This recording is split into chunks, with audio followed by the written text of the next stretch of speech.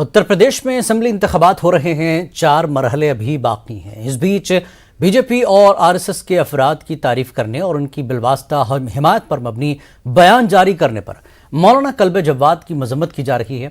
उलमा और दानिशवरों ने मौलाना कल्ब जवाद के बयान को ज़ाती मफाद पर मबनी करार दिया है और वोटरों से अपील की कि इस अंदाज के बयानात का असर न लें। इस आदमी ने अपना किरदार बेच दिया और कौम का सौदा कर लिया और कौम के लिए जालिम हुकूमत की पार्टी के लिए उसके हक में वोट मांगने लगे। लिहाजा मेरी आपसे यही अपील है कि आप ज़मीर की आवाज़ पर आप उसे वोट दें जो मजलूम करबला के मातम का साथी हो।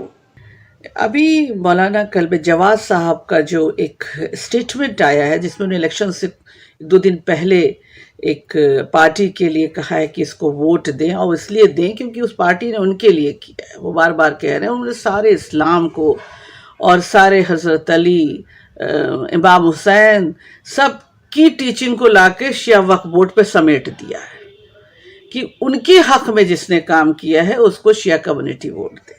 मौलाना, शिया कम्युनिटी इतनी ब्रेनलेस नहीं है क्योंकि हम हुसैनी हैं, हुसैन की बात को फॉलो करते हैं, और आप नाम हुसैन लेकर मिंबर रसूल पे बैठकर कैसी बात करेंगे? अब आप कैसे इमाम हुसैन की अदल की बात करेंगे? कैसे हज़रत अली की अदल की बात करेंगे? कैसे इंसानियत की बात करेंगे जब आप सिर्फ अपने ही फ़ायदे, अपनी ही मफाद के लिए की बात कर रहे हैं और उसी को आगे बढ़ा रहे हैं? मुझे लगता है कि शिया कम्युनिटी, जितना मैं जानती हूँ, कभी भी इनकी बताई हुई इस बात को नहीं मानेगी।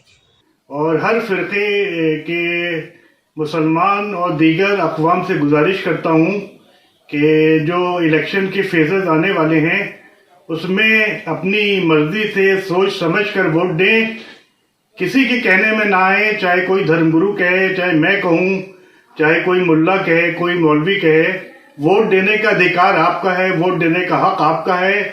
आप अपनी मर्जी से फैसला कीजिए, 5 साल के काम काज को देखिए।